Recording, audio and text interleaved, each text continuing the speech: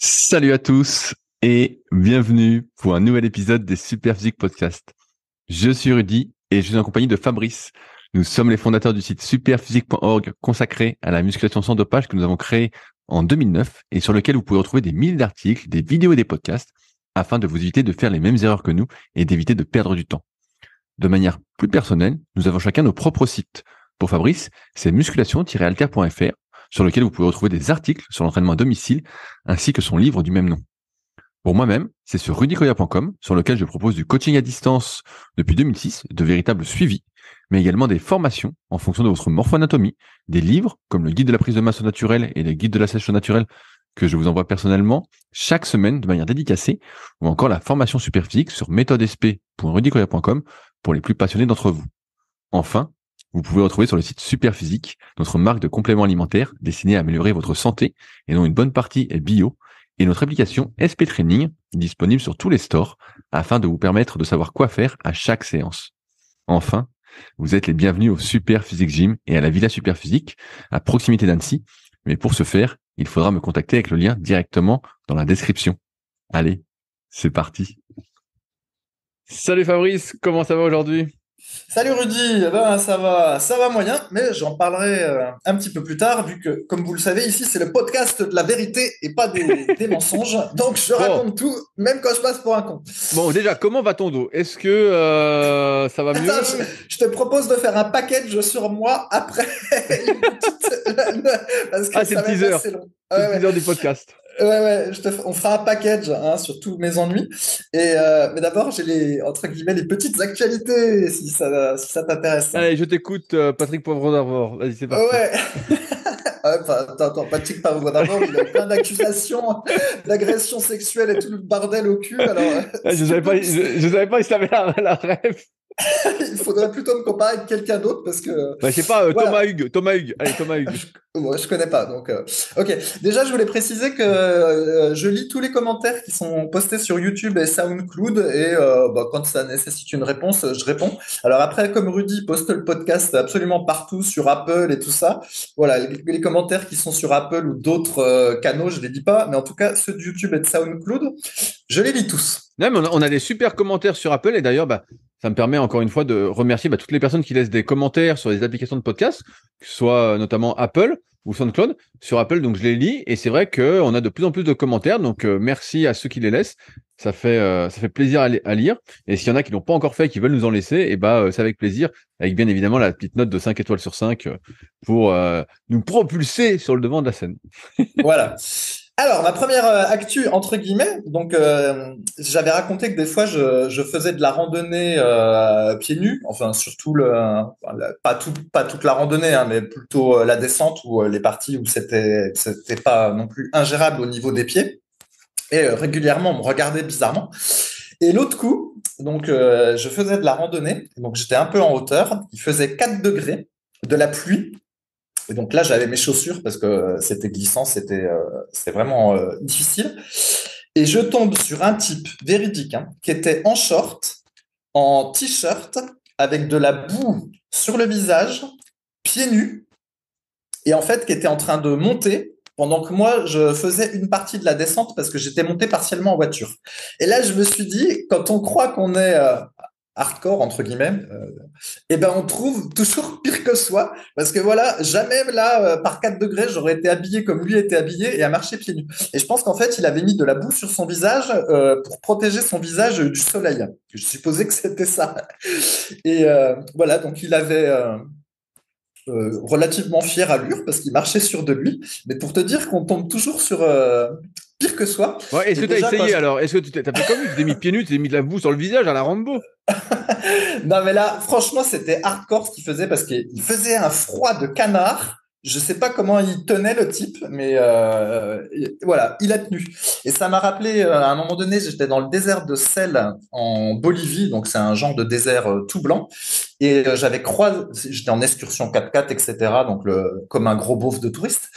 Et j'avais croisé un type, on avait tous croisé un type qui lui parcourait le monde à pied Et en fait, il faisait des étapes dans ce désert de sel à pied.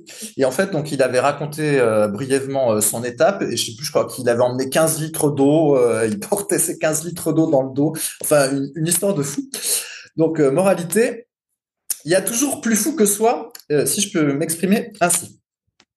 On est toujours le fou d'un autre. Voilà, pour le formuler comme ça.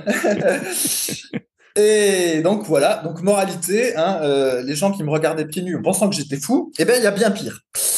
Puisque vu que moi je suis pas toujours pieds nus. Ensuite, avec ces histoires de retraite là, tu sais, de grève pour les retraites, tout ça, les gens qui veulent pas je vois bien travailler malheureusement. plus, et je les comprends, l'espérance de vie en bonne santé, etc. Je suis tombé sur un truc, c'est l'espérance de vie des pompiers. Ça m'a surpris. Alors, est-ce que tu savais, mon cher Rudy, que les pompiers ont une espérance de vie moyenne de 7 ans de moins inférieure aux autres Français? Et comment ils expliquent ça? À cause du stress, des interventions, tout ça qui. Alors, je l'ai noté, je vais te lire la phrase que j'ai notée, parce qu'effectivement, on se disait, les pompiers, ils sont sportifs, tout ça, a priori, ils doivent plutôt vivre bien, naïfs qu'on était. Eh bien, pas du tout. Ils sont donc exposés au traumatisme sonore, à la fumée, aux substances toxiques lors des opérations de combat d'incendie. Et donc, du coup, bah, ils sont touchés par des cancers, notamment celui du poumon et du larynx. Et donc, Oh là voilà comment là. nos chers sapeurs-pompiers, tous sportifs qui sont, etc., et ben, au final, ils se ruinent la santé pour nous sauver, nous. Et ils ont une espérance de vie inférieure à la moyenne nationale. Ouais, Incroyable, hein? ça m'étonne pas tant que ça parce que quand même un métier difficile. Et comme tu dis, la fumée, moi, j'aurais parié sur le stress. Les mecs toujours en train de, dès qu'il y a le feu quelque part ou une intervention d'urgence à faire, ils speed. Et on sait que ça, c'est pas des facteurs qui promeut la longévité ou l'espérance de vie en bonne santé. Donc, Ouais, ouais. Mais donc voilà, 7 ans de moins, ce qui est quand même pas rien. Et alors, du coup, en même temps, j'ai appris que, figure-toi, que les coiffeuses aussi, elles ont apparemment plus de risques d'avoir des cancers parce qu'elles respirent tout plein de substances chimiques dans le métier bon, dans leur bah, métier de Fabrice, dis-nous coiffeuse. tout de suite, quel métier faut-il faire pour vivre le plus longtemps possible en bonne santé? Bah, espérons que il faut Chômeur? gérer la Chômeur? boutique Superphysique. Espérons que gérer Superphysique. Espérons que. Allez, donc je passe au sujet suivant, mais donc chapeau aux pompiers. Alors, le sujet suivant, c'était sur l'inflation. J'en ai parlé plein de fois où j'ai dit que nous, ben, on se battait, entre guillemets, en réduisant nos marges pour ne pas reporter l'inflation de notre boutique Superphysique Nutrition sur les gens. Et moi, mon impression, c'est qu'il y a aussi des entreprises qui profitent de ces histoires d'inflation pour gonfler leurs Ah, prix bien sur notre sûr. dos. Ah, bien Et alors, sûr. j'ai un très bon exemple avec EcoCert. Alors, pour ceux qui connaissent pas EcoCert, ben, c'est un organisme de certification pour le bio. Hein, donc, il y en a d'autres, mais nous, on passe par cet organisme-là qui s'appelle EcoCert. Et donc, chaque année, voilà, on a quelques rendez-vous avec eux où ils vérifient que ce qu'on fait, c'est bien. Et en fait, on a reçu un courrier qui dit qu'ils augmentent les prix de 8,5% sur 8,5? 2023. Ouais, Allez, sagouin. 8,5%.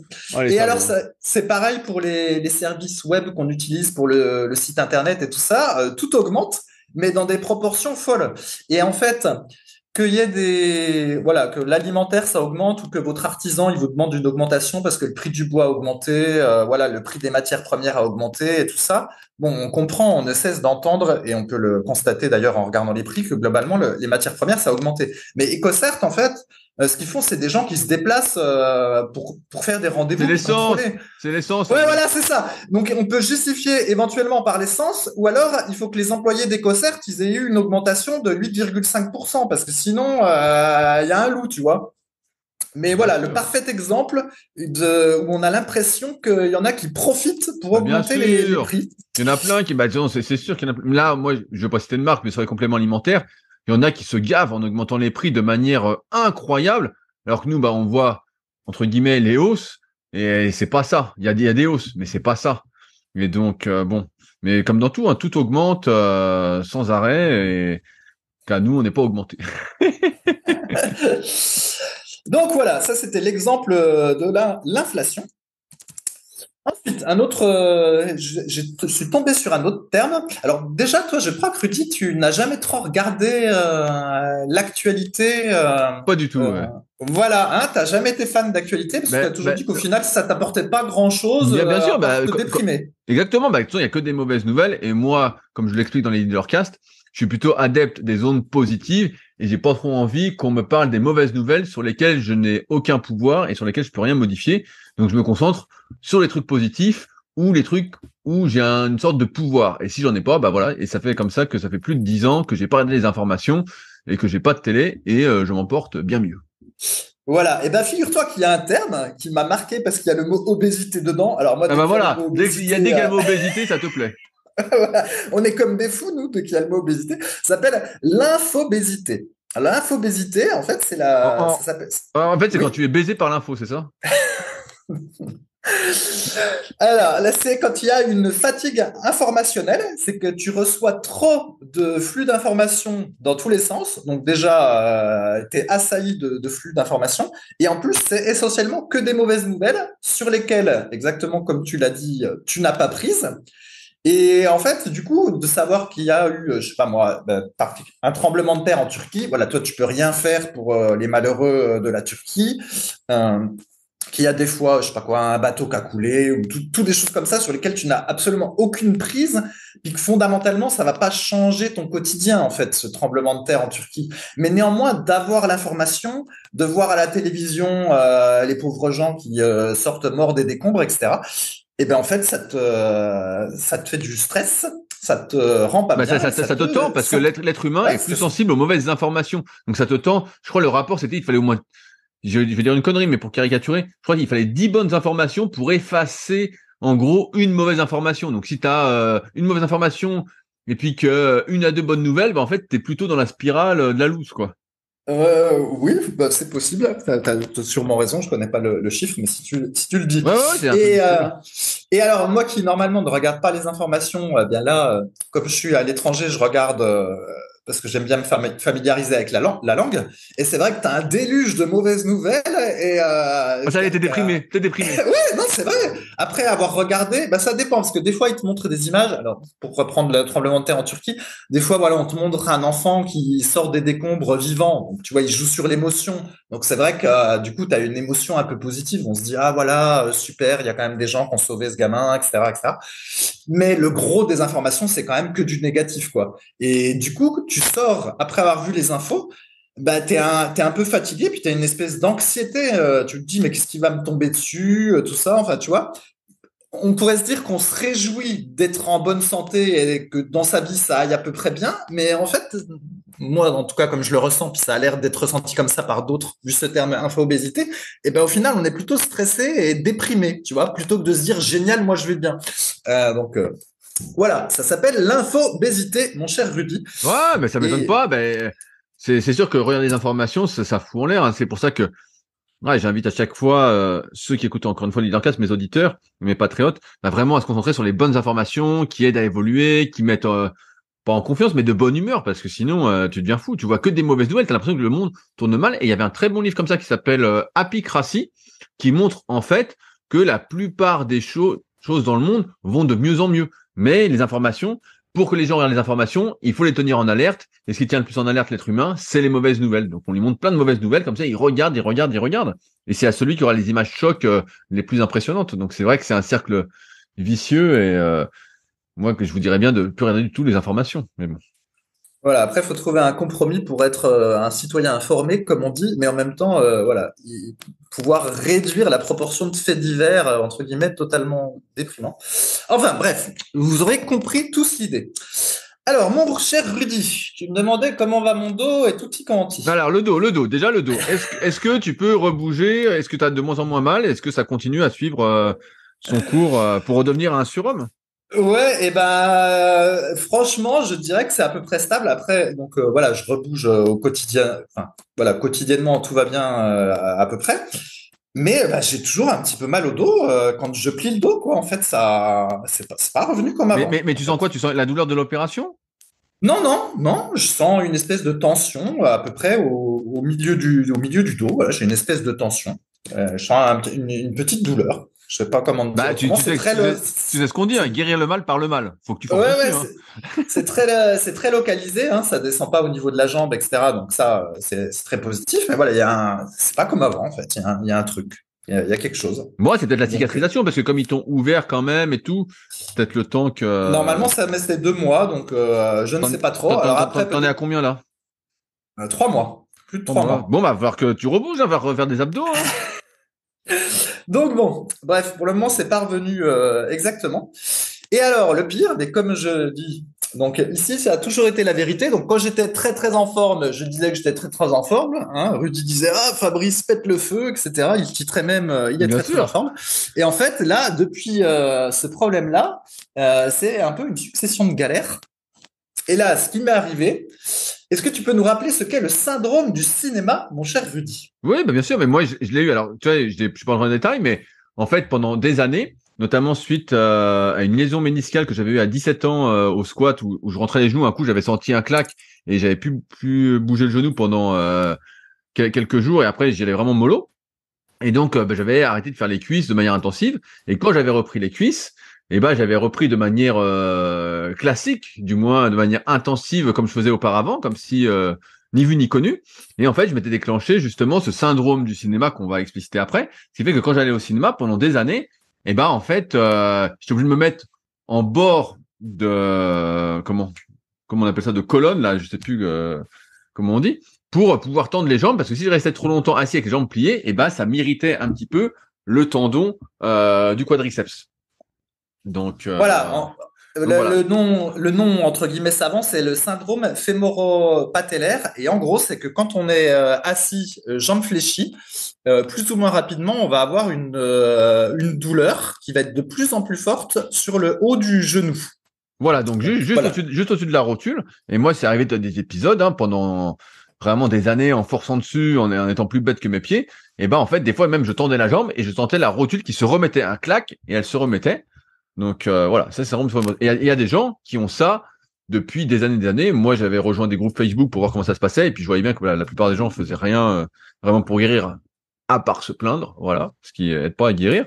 Mais ouais, c'est un truc assez commun quand on est souvent pas très progressif dans sa reprise des exercices. Voilà, donc donc il y a plusieurs personnes qui peuvent être concernées, soit ceux qui sont en complète sous-activité, c'est-à-dire voilà, qui ont une musculature du quadriceps qui est pas adaptée, et donc il arrive que des lycéens se retrouvent à avoir des douleurs au niveau du genou simplement de rester assis au lycée. Donc il y a le cas comme ça, où il y a le cas que tu dis, on reprend trop vite une activité, ou où on en fait trop. Voilà, mettons par exemple un coureur était habitué à courir 3 heures par semaine. Tout d'un coup, une mouche le pique et puis il se met à courir 6 heures par semaine. Et puis, bah, il va se retrouver assez rapidement avec ce syndrome Par exemple, hein. fémoro-patellaire, voilà, par exemple. Et en fait, c'est pas juste la douleur quand tu es assis, il y a d'autres implications. C'est qu'en fait, ça te dérègle un petit peu le bon fonctionnement du genou. Et puis après, ben, quand tu marches, eh ben, il se peut que ta rotule, elle se passe pas bien. Et du coup, quand tu vas marcher, tu vas avoir l'impression, comme François Mitterrand dans Les Guignols de l'info, tu sais que ça grince, que ça coule pas bien, que ça frotte, ça te fait mal. Enfin, tu as l'impression que la rotule est plus bien placée, en gros. C'est Ouais, ça le truc. ouais, voilà, tu sens qu'elle est pas bien placée et ça te gêne après. Donc on dit bah quand tu es assis, mais aussi pour faire des exercices pour les cuisses, des squats ou autre, tu sens que comme la rotule est mal emboîtée, entre guillemets, que le tendon est mal emboîté dans la rotule, comme une sorte de luxation, en fait ça te fait mal quand tu fais des squats, tout ça. Donc ça passe à chaud parce que ton muscle se contracte, tout Exactement. ça, donc ça tient. Mais ensuite à froid, bah comme tu perds cette activation musculaire, on va dire, ça te redéfonce, ça te redéfonce. Voilà. Et donc, je vais en revenir à mon cas. Donc, j'avais repris un pseudo-entraînement, hein, parce qu'on peut même pas, j'appellerais même pas ça entraînement, ce que je faisais à partir du mois de janvier, donc 2 mois après mon opération du dos. Et donc, pendant les 2 mois de l'opération, comme j'avais dit, à part marcher et faire un petit peu de qigong, j'avais rien fait, quoi, aucun étirement, rien de spécial. Tout ce que je faisais, c'est marcher et m'accroupir en faisant un squat. Ça, je m'accroupissais beaucoup en faisant un squat parce que je pouvais plus me pencher en avant. Donc, des tas de fois, je m'accroupissais en faisant un squat pour saisir des objets par terre ou quoi que ce soit. Et donc voilà, j'ai repris au mois de janvier. Donc j'ai fait 3 petites séances de musculation par semaine, des trucs complètement ridicules au poids de corps. Donc je donne un exemple. Par exemple, j'allais faire 20 répétitions de TRX, là, de rowing inversé sur le TRX. Ensuite, je faisais des pompes. Et puis après, j'allais faire 30 squats à vide. Ça, c'était un circuit que j'allais répéter plusieurs fois de suite. Ensuite, je passais à un autre circuit où j'allais faire à nouveau du TRX inversé, mais en variant l'angle. Ensuite, je faisais un autre type de pompe. Après, je faisais 3 séries de fentes à vide de 20 reps. Enfin, vous voyez le style, quoi. À Ouais, chaque fois, l'entraînement du rigolo, quoi. voilà, un entraînement du rigolo, pousser, tirer, un exo de cuisse en essayant de varier le plus possible ce que je faisais et puis en répétant le cycle plein de fois sans temps de repos, voilà, et puis du gainage à la fin. Et comme j'avais dit, c'est un entraînement full body que je faisais plusieurs fois dans la semaine qui donnait quasiment aucun muscle parce qu'il y avait pas d'intensité, quoi. Et donc en parallèle de ça, j'ai fait un peu de randonnée. Et bon, ça, on va dire que les choses allaient à peu près parce que j'avais pas perdu en proprioception. Je trouvais que le gainage était revenu très très vite, tout ça. Bon, ça me semblait aller à peu près. Et néanmoins, je me suis mis à avoir des petites douleurs derrière le genou. Et voilà, donc j'ai pas prêté très attention, mais j'avais de plus en plus mal derrière le genou quand j'étais assis. Sachant que en 25 ans de muscu, j'ai jamais eu de problème au genou. C'est la seule articulation où ça a toujours été nickel. Et puis, bref, à force de faire des randonnées et à force de faire des petits entraînements ridicules, là, eh bien, il s'est avéré qu'un jour, un après-midi, après un entraînement, je ne sais pas ce qui s'est passé, mais je me suis retrouvé avec un syndrome du cinéma, mais puissance 10. C'est-à-dire que je pouvais même pas rester assis 5 minutes. Ça me faisait super mal au genou. Mais qu'est-ce qui s'est passé, Fabrice? Et alors, je termine mon histoire. Et donc, normalement, quand on a le syndrome du cinéma, on peut se soulager, entre guillemets, en tendant la jambe. Donc, quand tu as les genoux, quand tu as les jambes fléchies, ça te fait très mal. Mais quand tu tends la jambe, ça te soulage un peu. Et là, impossible, rien ne me soulageait, en fait. Donc, grosso modo, je pouvais quasiment plus rester assis, pour dire les choses simplement. Et quand je marchais, donc quand j'essayais de marcher, ça faisait ce que j'ai décrit tout à l'heure.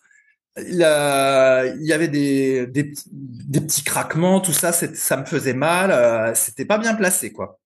Et du coup, pour pouvoir marcher à peu près de manière fluide, fallait entre guillemets que je m'échauffe le genou en faisant des espèces d'extension flexion de la jambe à vide, tu vois, pour essayer de mettre le truc droit. Et encore, ça marchait pas très bien. Et le pire, c'est que même de rester juste debout sans rien faire pour faire la vaisselle, eh ben, ça me faisait mal aussi au genou. Donc tu faisais plus la vaisselle, tu avais une bonne excuse. Et donc, j'ai passé 4 jours de merde où je pouvais pas faire grand-chose à part être couché et essayer quand même de marcher le plus que je pouvais. Donc, j'essayais de marcher 1 heure à 2 heures par jour pour essayer de rester à un minimum actif. En plus, c'était insupportable quoi d'être couché une bonne partie de la journée. Bref. Et au bout de 4 jours, j'avais très très peu d'amélioration. Donc, je commence à regarder sur Internet et il faut dire que pendant ces 4 jours-là, j'osais rien faire parce que comme mes petits entraînements de merde de muscu, j'avais l'impression que ça avait causé cela. Je me suis dit, bah là, ne fais plus rien parce que le moindre truc que tu fais, ça te détruit. Donc, ne va pas redétruire quelque chose. Et puis finalement, sur Internet, je suis tombé sur des pages de kiné avec ma technique file type 2.pdf syndrome fémoro-patellaire. Et en gros, l'espèce de rééducation qu'il faut faire quand on a ce truc-là, il y a des exercices de renforcement musculaire du quadriceps. Et moi, je savais que c'était pas un problème musculaire du quadriceps parce que je les ai, les muscles du quadriceps. Et essentiellement, il y avait des étirements à faire en dehors du renforcement musculaire. Et donc, les étirements consistaient à étirer le quadriceps, à étirer l'ischio-jambier. Et parfois, selon certains sites, il fallait aussi étirer le tenseur Du fascia lata. Voilà. Mais grosso modo, c'était étirer le quadriceps et l'ischio-jambier. Et donc, je me suis mis à faire ça plusieurs fois par jour. Et petit à petit, j'ai eu une petite amélioration. Et j'ai pu avoir un rendez-vous chez un bon kiné qui m'a consacré une séance dédiée d'1 heure. 1 heure? Ah, ouais, voilà. 8 jours après le début de mes problèmes. Et donc, du coup, il m'a fait une espèce d'échographie des genoux pour vérifier exactement la même chose que si j'attendais un bébé sur le ventre, mais sur les genoux pour vérifier que les tendons étaient sains. Et alors, t'étais enceinte ou pas? C'est des Moi, jumeaux.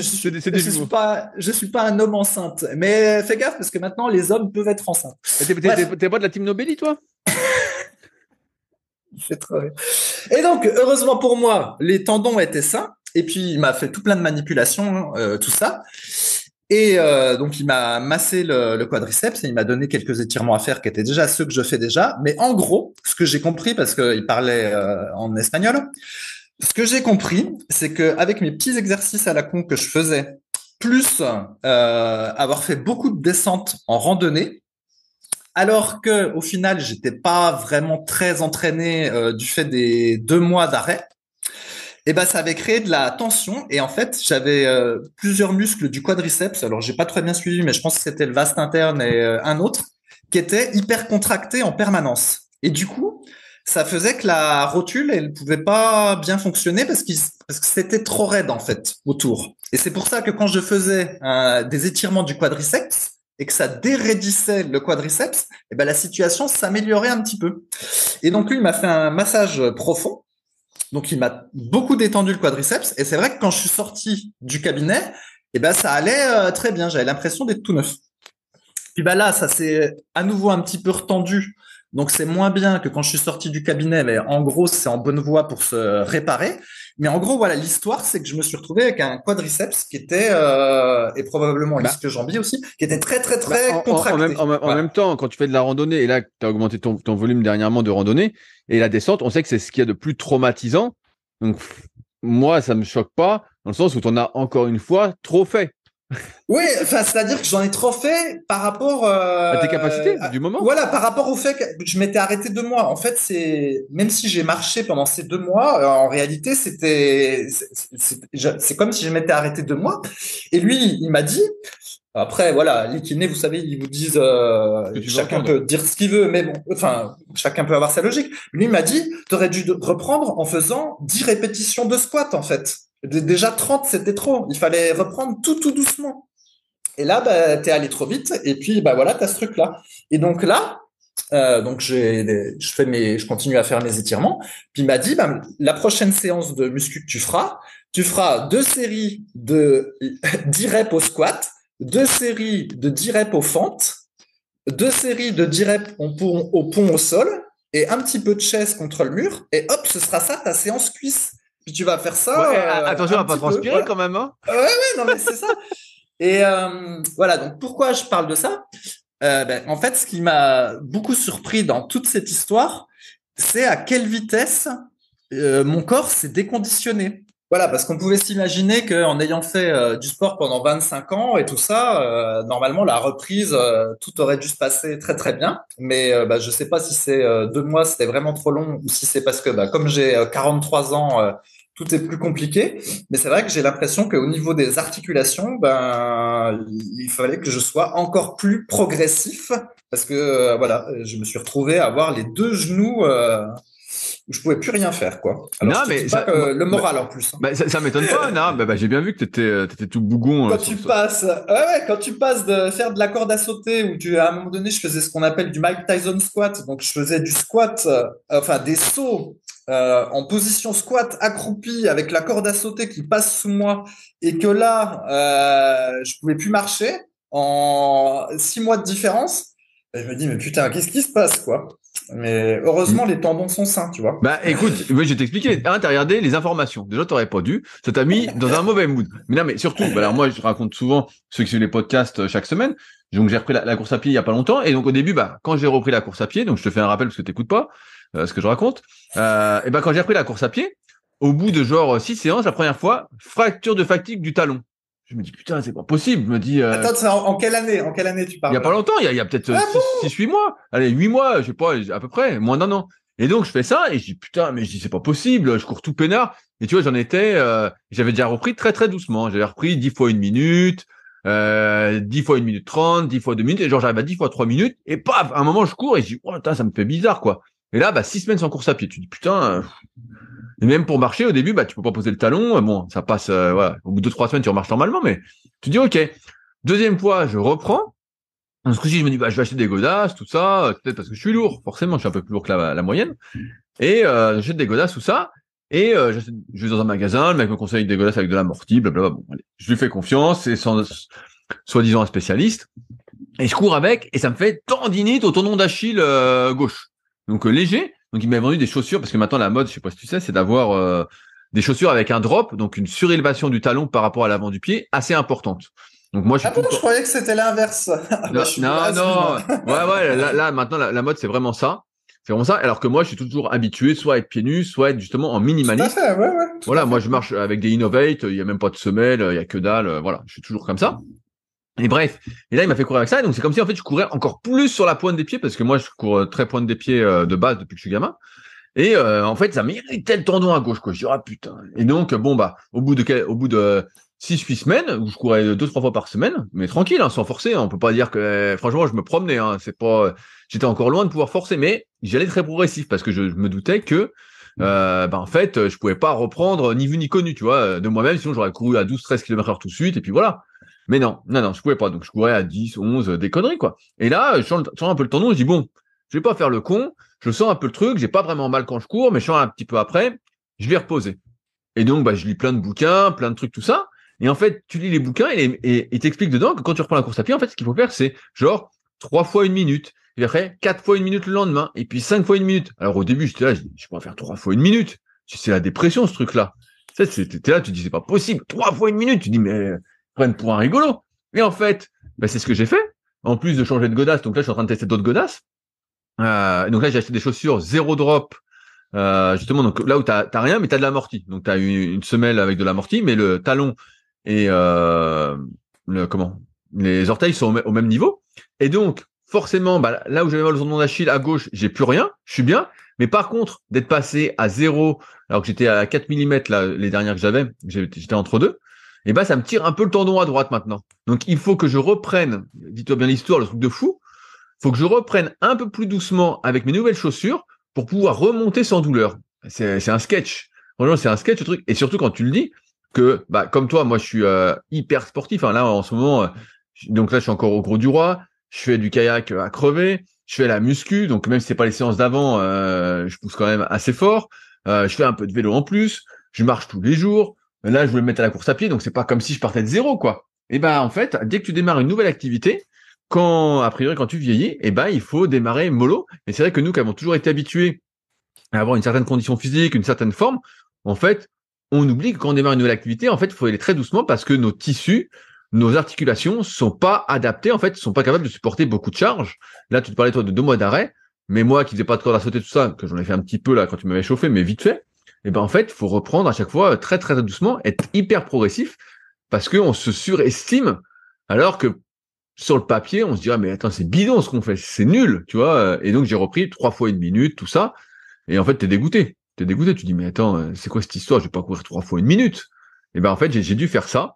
Donc, voilà, Fabrice, où on en est rendu. Et c'est sûr qu'avec les années, de plus en plus, moi, j'y crois. Malheureusement, j'ai bien l'impression que c'est ce qui va se passer. C'est qu'on se déconditionne de plus en plus vite. On perd de plus en plus vite ce qu'on n'entraîne pas. Et donc, on en revient toujours au même, c'est qu'est-ce qu'on veut faire? Et à partir de là, eh ben, s'entraîner pour ce qu'on veut faire, tout en sachant que si on essaye de faire autre chose, eh ben, faut y aller mollo, parce que si on y va tout de suite à fond, on peut vite se niquer, sauf sur des sports, peut-être, où il n'y a pas, encore une fois, de phase négative ou de choc. Et la course à pied, bah, c'est connu, il y a des chocs, donc faut vraiment y aller mollo.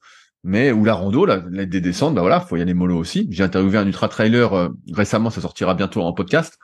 Pareil, il explique l'entraînement en descente, tout ça, bah, c'est un truc qui est hyper important. Donc lui, il a des séances exprès là-dessus.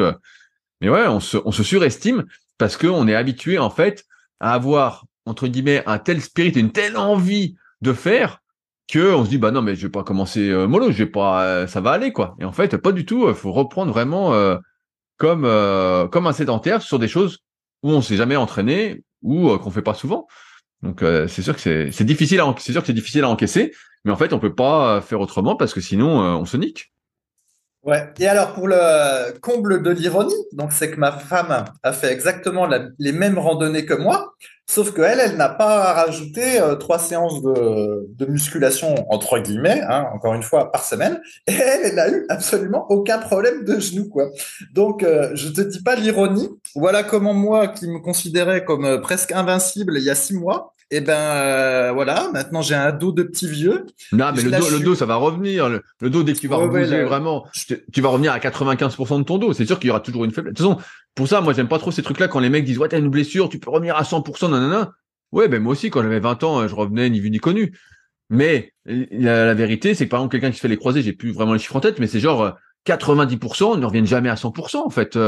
Dès que tu as une blessure, il y a toujours une séquelle dans ton corps. C'est pour ça que les gars, en musculation, souvent, on dit, voilà, faites attention sur l'amplitude, euh, n'allez pas chercher l'étirement maximum si vous n'avez pas la souplesse nécessaire, vraiment utilisez l'amplitude que vous avez sans rien. Parce qu'en fait, quand tu te fais une vraie blessure, il y a toujours une séquelle. Tu te déchires un peu un biceps, un peu un triceps, un pec ou quoi. En fait, c'est pour la vie et tu vas jamais revenir. Et comme on n'a qu'une vie, bah, autant faire attention pour pas se niquer et toujours avoir, on va dire, pleine possession de ses capacités. Du moins, si c'est quelque chose qui t'intéresse, de pouvoir vieillir en bonne santé. Mais ouais, c'est vrai que la faculté à se blesser devient de plus en plus importante à mesure qu'on vieillit. Et bah, on s'y attendait, mais on pensait comme d'habitude que ça nous concernerait pas.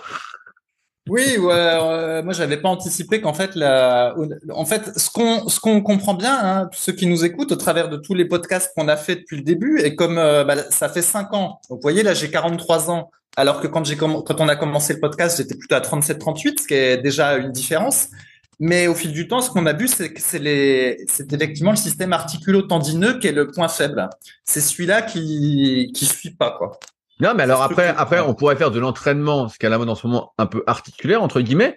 Mais le problème, c'est qu'après, tu fais plus du tout de muscu, tu fais plus du tout de sport, on va dire, et ton entraînement, en fait, c'est un entraînement vraiment articulaire. Et là, tu peux te poser la question de, est-ce que mon but, c'est juste de faire l'entraînement articulaire? Et finalement, pour moi, c'est comme la mobilité, c'est quelque chose qui doit supporter, aider ta pratique sportive. C'est pour ça que, ouais, en fait, il faut vraiment y aller progressif, et puis y aller petit à petit. Et puis normalement, après, ça doit aller. C'est pour ça que, bah, tu vois, là, j'écoutais pareil je sais plus quel podcast j'écoutais. Un gars, il expliquait sur la charge d'entraînement, le volume d'entraînement. Donc, c'était en triathlon et le mec expliquait, bah voilà, pour ne pas se blesser, on lui dit, bah, qu'est-ce qu'il faut faire? Il dit, il faut garder la même charge d'entraînement tout au long de l'année. C'est l'intensité qui va varier, mais on doit garder la même charge d'entraînement. Il dit, c'est les variations de charge d'entraînement, donc de volume d'entraînement qui provoquent les blessures. Il dit, pour lui, le plus con, c'était de faire un stage. Genre, bah là, moi, je suis en stage de kayak. Donc, habituellement, je sais pas, je vais dire une connerie, je m'entraîne 5-6 fois par semaine en kayak durant l'hiver. Et lui, il dit, bah voilà, si un coup vous partez en stage et vous entraînez 12 fois dans la semaine, bah vos chances de vous blesser augmentent drastiquement, donc c'est une mauvaise idée. Mieux vaut garder les 6 séances tout le temps ou augmenter, il disait, je crois, 5% toutes les 2-3 semaines. Voilà, le volume d'entraînement. Et lui, c'est comme ça qu'il marchait avec ses triathlètes. Le mec était entraîneur de triathlon. Mais c'est ça, en fait. Dès que tu augmentes drastiquement ta charge d'entraînement, et ben en fait, t'es pas adapté pour ça. Donc, d'où la progressivité et notamment les cycles de progression que nous on préconise, d'y aller doucement. Des fois, il y a des gens qui téléchargent l'application justement SP Training et qui disent ouais mais l'application me fait progresser très très doucement. Ben oui mais grâce à ça, tu vas voir, tu vas pas te blesser, du moins ton risque de blessure est sacrément réduit et tu vas bien progresser sur le moyen long terme. Parce que le pire, c'est de se blesser et de pas pouvoir s'entraîner. Et on en a vu plein. Et moi, j'en ai vu plein qui étaient bien meilleurs que moi à mes débuts. Et les mecs se sont blessés, ont eu plein de trucs. Et finalement, aujourd'hui, bah, il y en a plus beaucoup qui s'entraînent. La dernière fois, j'avais un de mes potes au téléphone qui a fait de la force, qui a été très très fort pendant un temps, et maintenant bah là qui est plus du tout dedans, et ben le mec a plein de douleurs en fait, il a plein de petites douleurs, il y a plein d'exercices qu'il peut pas faire, voilà. Donc c'est pas le but et c'est pas ce qu'on promet avec Superphysique, d'où vraiment cette notion de progressivité qu'on met dans l'application SP Training. Quand on parle des cycles de progression, mieux vaut prendre son temps.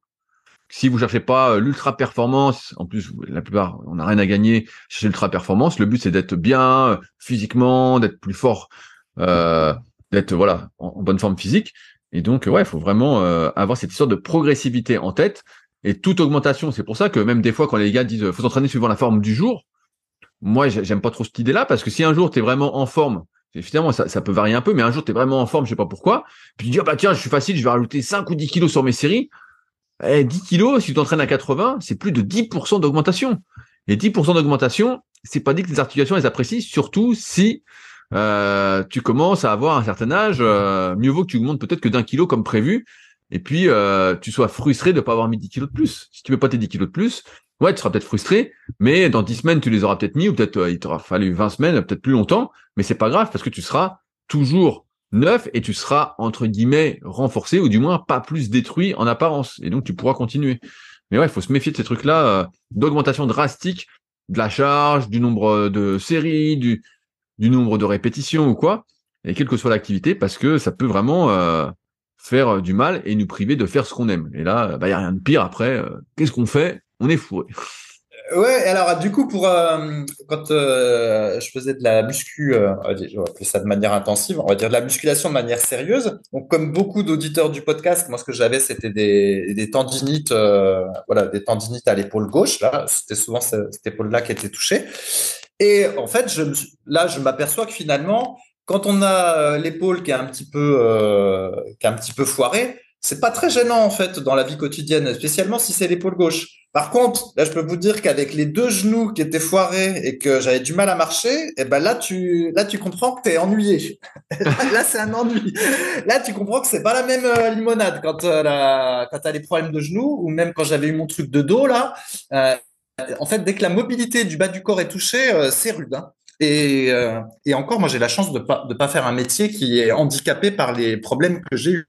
Encore que là, du coup, comme je finis là-dessus, comme je pouvais pas du tout rester assis sur une chaise, la seule manière que j'avais trouvé pour pouvoir faire un petit peu d'ordinateur et puis travailler, c'est de me mettre dans une espèce de position demi-assise sur le lit. Donc d'ailleurs, je sais qu'il y a des jeunes qui en télétravail passaient leur journée comme ça. Je sais pas comment ils faisaient. Donc en gros, l'idée c'est simple, hein. Vous vous mettez assis sur votre lit, plus ou moins contre le mur. Vous tendez vos jambes et puis voilà, vous êtes à peu près affalé sur votre lit avec la tête penchée en avant. Et ben après, je me suis mis à avoir des douleurs à la nuque. Vu que j'avais une mauvaise posture, tu vois. Et donc, pour soulager mes genoux, je me suis mis à avoir mal à la nuque. Enfin, bref, on n'en sortait pas. Mais bon, heureusement, là, c'est en voie d'amélioration, hormis que je suis obligé de me masser le quadriceps gauche pour éviter d'avoir un syndrome du cinéma trop important, Rudy, pendant qu'on fait ce podcast. Mon autonomie au niveau du genou commence à me limiter. Non, mais ça va passer. Mais moi, c'est vrai que ça avait duré cette histoire de genoux pendant des années parce que j'avais repris, comme toi, beaucoup trop fort. J'avais passé 6 mois à écouter les médecins qui disaient faut rien faire, faut rien faire. Et effectivement, mon ménisque avait guéri. J'étais jeune, j'avais 17 ans, donc c'était vraiment régénéré. Et j'avais fait plein de kiné, tout ça. Bon, bref, je faisais plein de trucs en plus à côté, entre l'électro. C'est la période en plus où je testais l'électrostimulation à fond. Bref, ça avait bien fait. Mais sauf que j'avais repris, en fait, comme ni vu ni connu. J'avais repris avec une séance suisse classique. Et au lieu de me dire, j'ai aussi pas les connaissances à l'époque, de reprendre doucement, finalement, c'est que j'avais repris trop fort tout ça, j'avais continué comme ça, et à chaque fois, je me disais, non, je vais pas juste faire 3 séries de presse en séance cuisse et tout léger, quoi. Et malheureusement, malheureusement. Maintenant, on sait avec le recul, c'est que c'est ce qu'il faut faire. Si quelque chose vous génère une douleur, et en fait, faut faire cette chose-là de manière moins intensive, moins volumineuse et remonter très progressivement. Ce qu'il faut surtout, c'est éviter l'arrêt. L'arrêt, c'est ce qu'il y a de pire. Ce qu'il faut, c'est toujours faire un petit peu. Donc là, comme le kiné a dit à Fabrice, voilà, tu fais juste 10 squats, tu fais 10 fentes, tu fais un peu de hip thrust au sol, voilà, à vide. Puis progressivement, au lieu de faire 10, il va faire 12, 15. Mais c'est vrai que ça nous fait prendre conscience, encore une fois, qu'on est très spécifique à l'activité qu'on fait et que c'est très, très difficile d'être complet quand on est, entre guillemets, dans la vie classique. Et en plus, Fabrice et moi-même, on a une vie un peu différente. On a vraiment du temps pour s'entraîner. Ça fait partie, entre guillemets, de notre travail. Mais pour celui qui a peut-être que 3 ou 4 créneaux dans la semaine pour s'entraîner, lui, il a intérêt à bien choisir cette activité. Et c'est en ce sens que la musculation, c'est une super activité parce que on peut vraiment adapter le choix des exercices qu'on fait, l'amplitude de ceux-ci, la fréquence d'entraînement. On peut vraiment adapter plein de trucs. On n'est pas dépendant d'un groupe ou autre. Et donc, en ce sens, si on fait de la musculation de manière intelligente, c'est quand même quelque chose qui va aider à la longévité. Alors après, il faut rajouter un peu de cardio à côté, des étirements, tout ça. On en a parlé pendant de nombreux podcasts. Mais ouais, alors qu'une activité physique, souvent vous démarrez dans un club. La dernière fois, j'ai mon frère qui a été faire un foot, il avait des courbatures au mollet à crever pendant des jours et des jours. Ouais, mais il a eu du bol d'avoir que ça. Parce que en faisant, il a été au foot avec ses collègues de boulot. Il suffit que vous jouez au foot, vous n'avez pas joué depuis des années, vous jouez, vous pouvez avoir 2 tendinites au tendon d'Achille, vous déchirez un ischio, ça peut aller super vite, ça peut aller super vite. Donc vraiment, on encourage à cette progressivité, quitte à être trop progressif. Moi, je me souviens, il y avait des gens sur les forums super physiques à un moment qui disaient ouais, mais vous encouragez à progresser trop doucement, ça va pas, moi j'ai envie d'aller plus vite, je suis pressé, nanana. Et on se disait non, mais le but c'est vraiment de progresser sur le moyen long terme, vraiment de voir à long terme. Mais quand on est jeune, on veut souvent voir à court terme, on est pressé tout ça. Mais c'est une erreur. Avec le recul, on peut dire que c'est une erreur. Et là, on vous parle, on est encore là. Moi, je suis encore, si je fais bien tous mes trucs tous les jours, des étirements, mes mobilisations, et je respecte bien tout ce que je vous dis, mes capacités de mouvement, tout ça, j'ai zéro douleur. Mais Il suffit que j'en fasse un peu trop. Et d'ailleurs, je sais pas si tu te souviens, Fabrice, de ma tendinite du pouce. Tu te souviens de cette histoire? Ouais, je me souviens très bien de ta tendinite du pouce. Et ben en fait, j'ai plus du tout mal, mais c'est toujours gonflé. C'est toujours gonflé dans la gaine. Donc tous les jours, je masse et tout. Et donc dans la gaine des muscles du pouce, ou les tendons du court abducteur et je sais plus comment il s'appelle le deuxième muscle du pouce. Bref, et ben en fait, c'est encore tout gonflé. Donc si tu me vois, tu dis putain, mais qu'est-ce qu'il a au poignet? C'est tout gonflé. Mais j'ai plus de douleur. J'ai plus de douleur, alors que là, je fais du kayak à crever. J'en fais encore plus que la dernière fois. Mais On voit que t'as rien appris. mais non, mais Mais bon. je pense en fait que je me suis fait ça parce que j'ai fait beaucoup de volume et parce que il faisait vraiment très très froid la dernière fois que je suis venu au Gros du Roi et j'avais les mains très très froides et j'ai mis genre 15 minutes avant que le sang revienne dans les mains, ça m'avait vraiment démonté et je pense que le froid plus le fait de serrer, ça m'avait vraiment irrité alors que là, bah, j'ai absolument aucune douleur. Bah, si j'avais une douleur, je ferais pas. C'est sûr que ça n'aurait pas de sens. Mais ouais, on voit que dès que t'es pas habitué à un truc, faut vraiment aller doucement et c'est vrai que ça fait, ça fait mal au cœur, ça fait mal au cœur parce que c'est vrai qu'on a envie de se sentir invincible, mais en fait, comme je le dis souvent, la nature se rappelle toujours à nous et ça nous apprend l'humilité dans le sens où bah il y a personne qui est invincible. Alors il y a toujours des exceptions qui sont un peu plus solides que les autres, comme dans le film, je crois que c'est Incassable avec Bruce Willis pour ceux qui l'ont vu, qui est un excellent film. Mais c'est très rare. La plupart d'entre nous, bah voilà, on doit y aller mollo et prendre conscience que il faut y aller vraiment voilà petit à petit. Voilà, et pour finir avec mon histoire, moi, mon truc, ça a été le déconditionnement, en fait, c'est vraiment été un pire truc. Moi, tout était très bien rodé, le volume d'entraînement, mon échauffement, machin, tout ce que je faisais était cohérent.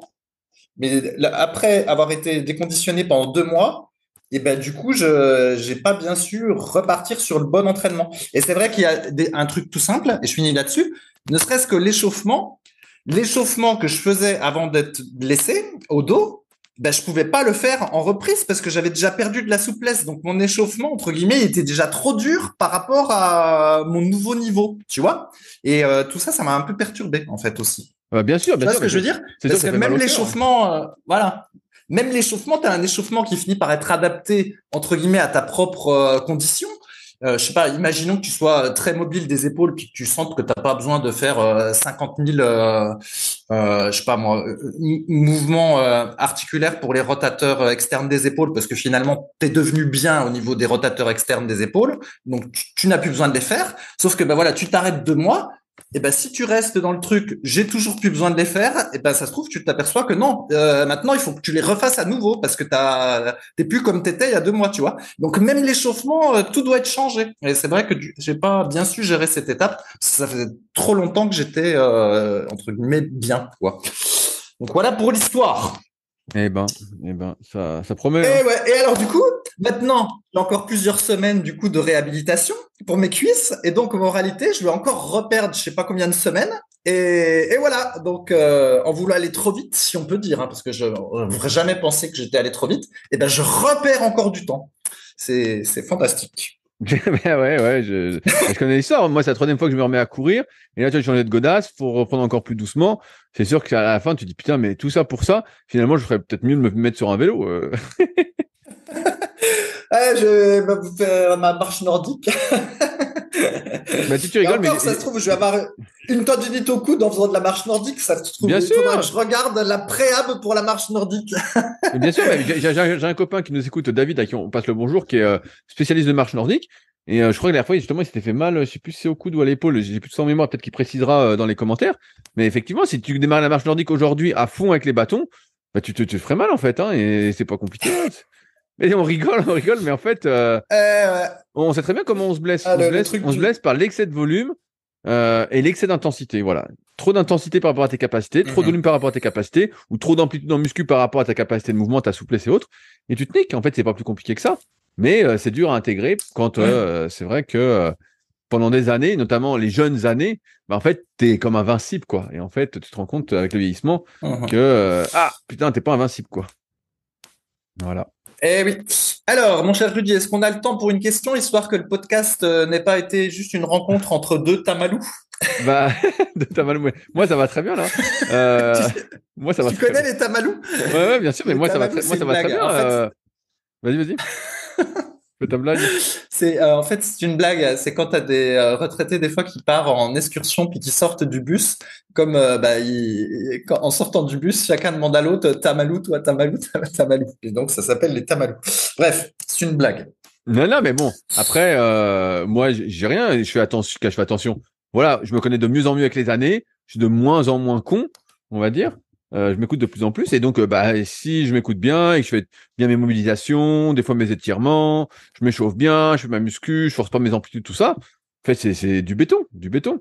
Mais des fois, ça m'arrive Ouais. encore de pas m'écouter et de pas être sage. Donc, ouais, quand t'es pas sage, tu payes tout de suite. Hein.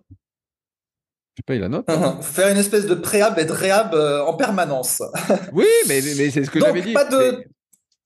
Et c'est ce que j'avais dit, Fabrice, justement, et je rebondis Oui. là-dessus, et on n'aura pas le temps pour la question, ça fait déjà plus de 50 minutes qu'on y est, mais c'est ce que j'avais expliqué à un moment, c'est que, voilà, nous, on déconseille le squat, le soulevé de terre, et des fois certains autres mouvements, comme les développés au-dessus de la tête, tout ça, parce qu'en fait, en dehors de l'usure prématurée que ça implique, de fait de se tasser le dos régulièrement avec des exercices comme ça, donc vraiment de compresser le dos, de monter les bras au-dessus de la tête, tout ça, mais en fait, pour faire ces exercices-là, il faudrait faire justement une grosse dose, pardon, lapsus révélateur. Là, je pense que tu as eu un lapsus avec Ouais, le squat voilà, barre arrière. voilà, exactement. Et en fait, ça, je suis fatigué sur d'une grosse séance, mais ouais, en fait, il faut faire tellement de préhab, de réhab après, on appelle ça comme ça, mais en gros, d'exercices pour pas avoir de douleur, pour compenser les effets négatifs entre les décompressions, les automassages, les trucs et tout. En fait, à la fin, tu passes tellement de temps que mieux vaut pas faire ces exercices-là pour la majorité des gens, qui sont des exercices où il y a certes beaucoup d'avantages, mais également beaucoup d'inconvénients. Des inconvénients qu'on peut compenser qu'avec un temps vraiment hyper important, avant et après. Et donc, quand on a que 3 ou 4 créneaux par semaine, mieux vaut pas les faire. Comme ça, t'as pas les inconvénients et tu fais d'autres exercices où tu as plus d'avantages que d'inconvénients. Et donc, c'est beaucoup plus rentable sur le moyen et long terme, encore une fois, dans cette optique de longévité. C'est pas plus compliqué que ça. Alors après, on peut s'acharner et dire, ah, je vais faire du squat, je vais faire du squat. Ok. Mais, à un moment, tu sais très bien que tu es en train d'augmenter tes risques de blessures et que, à mesure que tu vas progresser, tu vas mettre de plus en plus lourd, tu auras de plus en plus d'exercices à faire pour combler tous les inconvénients de ces exercices-là, et même à terme, de toute façon, tu vas pas les combler. Ton dos, il va pas supporter, tu vas te niquer. Voilà. Il y a pas de, c'est malheureusement la conclusion, c'est ce qui va se passer. Et si ça se passe autrement pour toi, tu auras du bol et c'est ce qu'on te souhaite. Mais malheureusement, notre expérience nous montre bien totalement l'inverse. Quoi. Ça finit toujours mal. Voilà. Et alors d'ailleurs, kiné français ou kiné espagnol, il faut pas les lancer sur le CrossFit. Donc évidemment, donc j'ai discuté un peu avec le type et il m'a dit que bah voilà, il y avait plein de jeunes du CrossFit qui finissaient dans son cabinet et que même ceux qui faisaient de la muscu croyaient savoir faire de la muscu parce qu'ils regardaient des vidéos YouTube, mais qu'au final ils savaient pas bien faire et qu'il avait des blessés muscu et beaucoup de blessés CrossFit parce qu'en fait selon lui et selon nous aussi, en fait, le CrossFit est trop exigeant pour la plupart des gens, quoi. Exactement comme dit Rudy, il faudrait faire une préhab de fou pour pouvoir faire du CrossFit pour la plupart des gens, quoi. Non, bon, ou Et alors donc, faut faire du ouais. crossfit, mais cool, sans forcer les amplitudes. Donc, c'est ça aussi le problème du crossfit, et c'est aussi un des avantages, c'est que tu arrives, tu fais la séance prévue. Alors après, maintenant, tu peux, comme on dit, scaler, donc faire des exercices plus faciles ou autres, mais comme tu es avec tes potes, il y a une bonne ambiance, à chaque fois, tu te laisses avoir, et tu fais les exercices les plus durs sur lesquels t'es pas adapté, t'arrives pas à les faire, tout ça, et donc tu finis par te niquer, parce que tu veux pas scaler, et donc si tu scales pas, et en fait, tu te niques, c'est pas compliqué. Mais donc c'est d'un côté c'est l'avantage c'est l'effet de groupe donc qui est super pour progresser. En même temps c'est un inconvénient parce que tu veux suivre tout le monde alors que chacun a des capacités qui sont propres, une morpho-anatomie comme j'explique encore une fois dans le tome 1 et tome 2 de la méthode Superphysique pour ceux qui veulent se former sur le sujet avec des photos et des vidéos. Mais vraiment on est tous différents et il faut vraiment adapter. D'où le point fort encore une fois du coaching personnalisé individuel dont on parlait je crois la semaine dernière avec June qui est voilà qui est vraiment pour moi le must. Et encore plus, je dirais les coachings premium quand je vous analyse, je vous manipule tout ça. Là, je sais tout de suite ce que vous pouvez faire ou pas faire et ce qui va se passer ou pas. Et donc voilà. Mais ouais, c'est sûr que le CrossFit, pour beaucoup de gens en fait, mais comme d'habitude, c'est parce que tu te crois encore une fois invincible au début et puis progressivement t'apprends. Mais beaucoup de personnes comme ils font et c'est pas vraiment un centre d'intérêt pour eux, en fait ils se blessent et puis ils arrêtent. Et je les comprends d'un côté et de l'autre, j'en dirais qu'il y a plein d'autres choses à faire pour que ça aille mieux, mais ça prendrait un temps fou. Donc finalement, pour la plupart des gens, moi c'est ce que je dis, mieux vaut pas faire de CrossFit non plus.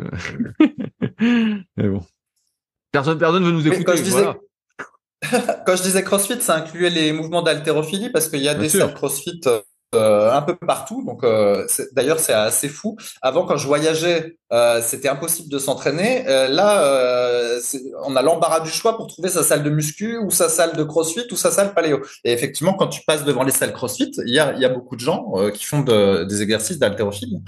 Bien sûr, bien sûr. Donc voilà, mon cher Ouais, Rudy. ouais. Et l'haltéro, moi, je mets toujours en garde. Pour beaucoup de gens, encore une fois, c'est tellement technique que ça va nécessiter un travail monstrueux pour apprendre les mouvements pour la majorité des gens.